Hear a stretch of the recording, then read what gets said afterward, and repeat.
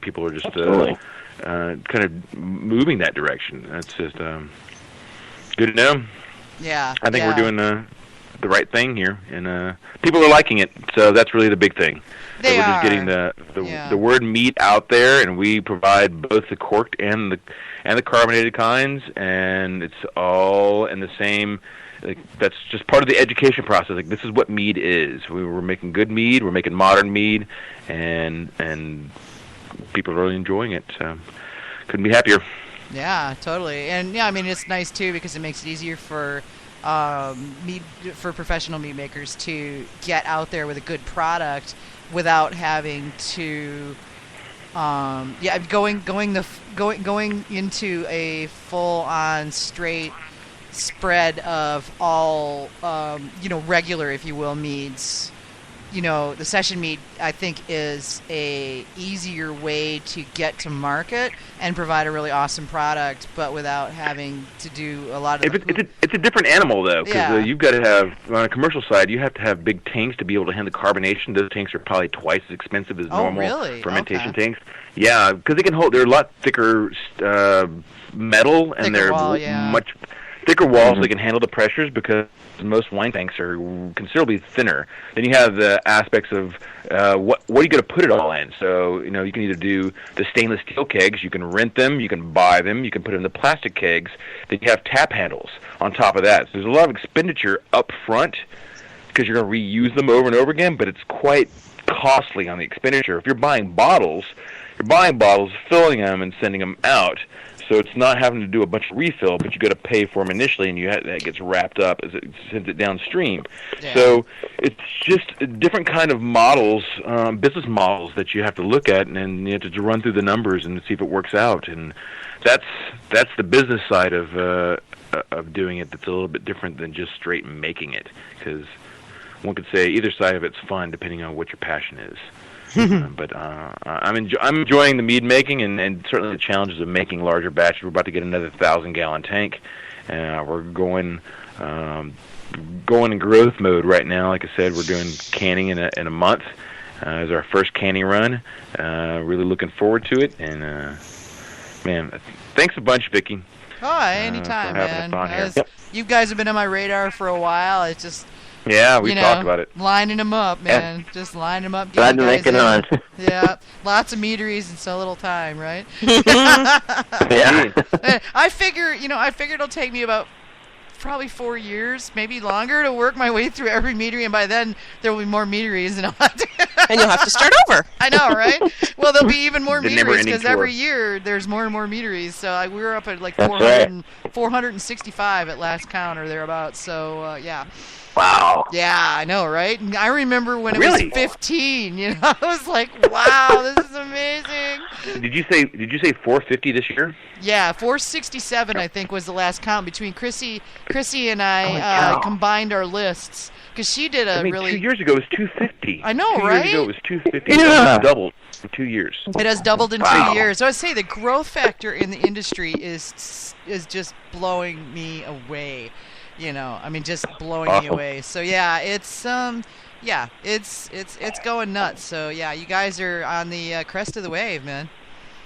We're in the southern tip. Yeah, you are. We'll hold it down the south. holding down the southern side. That's right. That's right. I think it's interesting that Texas kind of lagged on craft beer, but we're kind of leading a little bit on the mead. You are, yeah. We have a state association. We've got, to my knowledge, at least 10 people that make mead commercially, and I think there's several more. We're finding some people are. I hear the startups rumblings here and there from outskirts of Houston and Austin and Dallas, and there's a thing when you hear people talking about their marketing thing, they're trying to get their money together. It's like, okay, well you're actively trying to start, and then people start coming on. Like we've had I think at least one new person to the Texas Mead Association recently. That's going to be at the Texas Mead Fest, so that's going to be good for this year. And I know there's a couple more that just haven't got with the Texas Mead Association, but. That's part of the whole thing here is that we're working on the rising tide floats all boats, that we try to have good camaraderie, because if people make poor examples is the biggest detriment to it, because as we're rising, anybody weighing it down, it's like, so we just kind of give honest feedback to people. I encourage those guys to put it into competitions, and they get feedback from other people, and we just it's not really no holds bars. No one's really trying to be mean to anybody about anything. It's like, hey, have you tried this? Or, I'm not helping you sell your stuff so much, but we're working on hey, just passing around, and they give feedback, we give feedback, and I think it's a pretty good, nice feel. Everybody wants to make quality product, right? I really feel everybody wants to help everybody make better product. Yeah. Right, because we're all looking no one really wants to have a bad example out there, because it brings everybody else down, because it's people's, it's so hot right now. It's the new burgeoning craft. Yeah. And if we have poor examples, and that people the first time to try a new craft thing, and it's a poor example, it's like, it's kind of hard. So that's why I definitely do what I can. It's going back to the very beginning of the show, where Eric and I were talking about being the homebrew club. You want people with honest feedback. At least I appreciate that. I'm super critical of my own stuff, and they're like, that's actually pretty good. And you trust their judgment on things, that that they've got good vocabulary to tell you what's going on, and you take corrective actions, and it all works out. And we've got a lot of responsive people in our. We've got some good mead makers in the Texas Mead Association, so it's good to have that good feedback. Yeah, and it's great. Very cool. I'm loving it. So this is good. All right, so all y'all out there listening. If you're making mead, then the Texas Mead Cup, you want to check that out. And thanks, guys, for coming on the show, man. Excellent. Thank you, Vicky. Oh, hey. It's been fun. I'm looking forward to the panel. It's going to be awesome. Yeah. I got to get everything pulled together, and I'm going to try to do this before I go to Washington. So, get that done. So yeah, AJ and I are going to start working on that probably this week. Oh joy! Yeah, getting dates laid out in that, because we got to decide who's going to be in it, and then we've got to get emails out to everybody and blah, blah, blah, and all that. Try to coordinate. It's like going to be herding cats with you guys.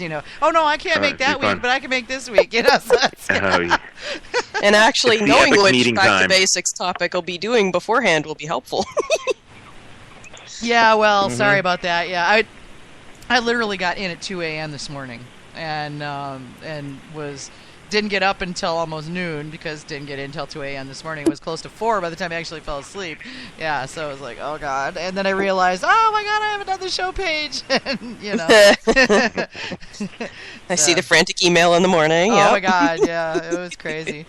So anyway, we'll let you guys get back to making mead, and we'll be seeing you. Sounds good. Cheers. All right, man. Take care. Thank you. Huh? All right. Bye. Bye. So you want your commercial, Vicky? Sure, why the hell not? Did you know that in addition to running Got Mead... Oh, wait, sorry. You dialed someone. Accidentally. Go for it. Try again. Butt dialed. Yeah. Yeah, I butt dialed someone.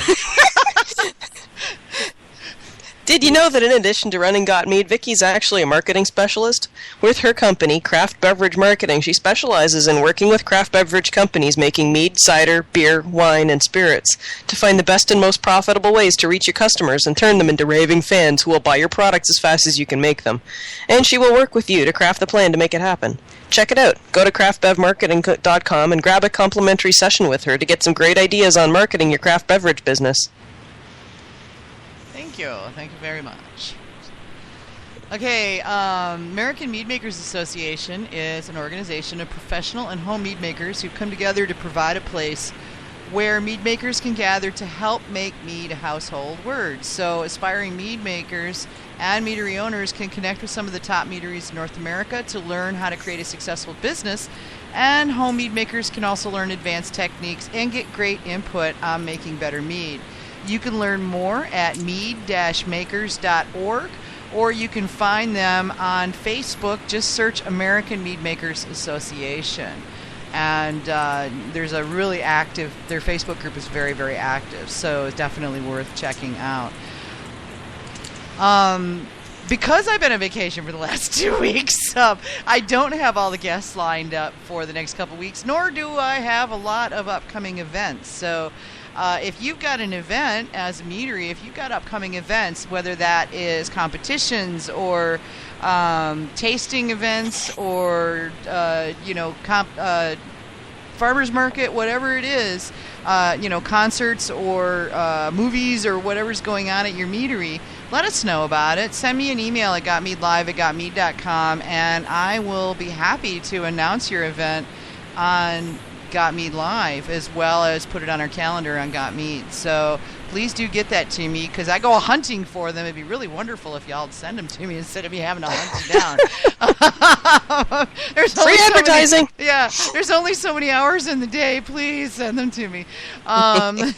If you have questions for us and want to give us show ideas, hit the forum boards at gotmead.com/forum. Look under Got Mead Live, and you'll see boards where you can ask questions, offer guest suggestions. Let us know what you're thinking. And, we're watching that to see, what you guys have to say.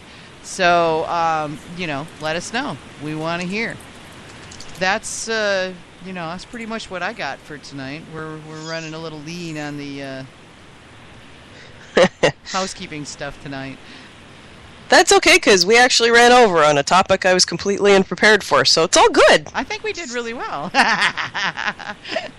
We are the mistresses of the last minute pull it together thing. So yeah. All right. Well. So we're going to stick around, David. We usually have chat afterwards, but we're going to say bye for y'all. Tune in next week, same bat time, same bat channel, for another episode of Got Mead Live. And we hope to provide you with great info. So say goodnight, AJ. Good night, AJ. Say goodnight, David. Good night, David. Say goodnight, Vicky. Good night, Vicky. And we are out of here.